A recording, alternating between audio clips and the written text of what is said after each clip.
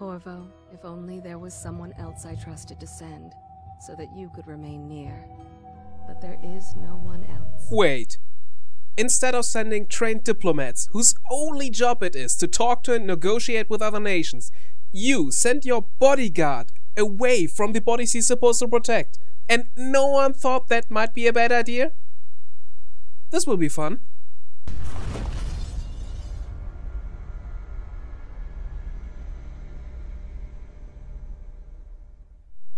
The game starts on a boat, where we get introduced to the world of Dishonored.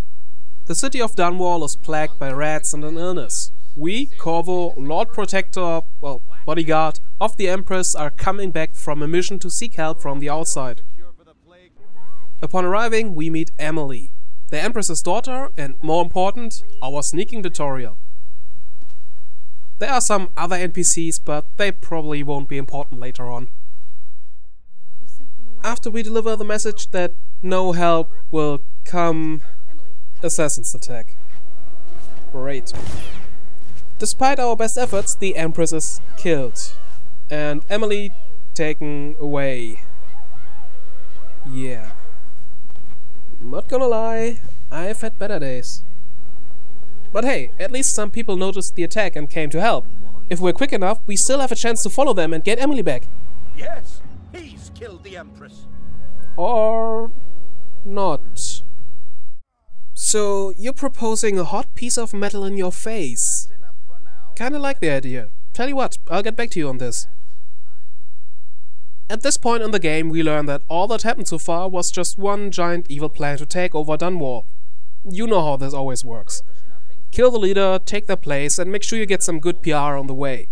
I simply ended up being a very convenient scapegoat. You were in the wrong place at the right time, and someone has to take the fall.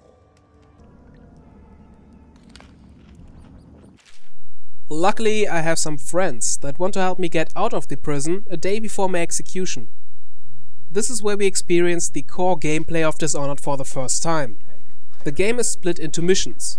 Each mission will have one main goal, usually getting rid of a single person, but can also have optional content, like gathering information or helping someone. How we want to achieve these goals is up to us. Corvo is a skilled fighter, so we could simply kill the guards to get out.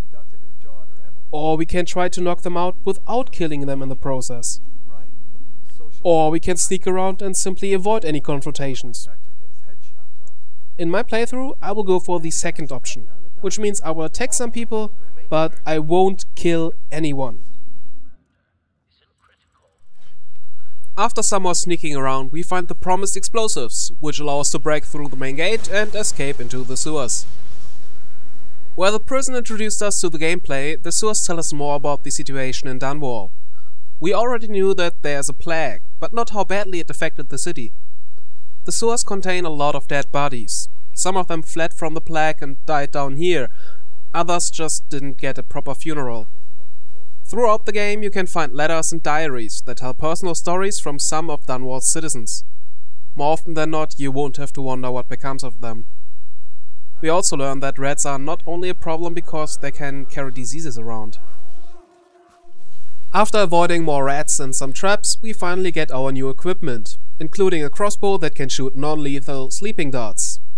Some guards followed us into the sewers, which of course means more sneaking, but we managed to avoid being spotted on the way out. Outside we meet Samuel, the first friendly face in 6 months, and our driver for the rest of the game. This ends our first mission, like it began, with a boat and a dead whale.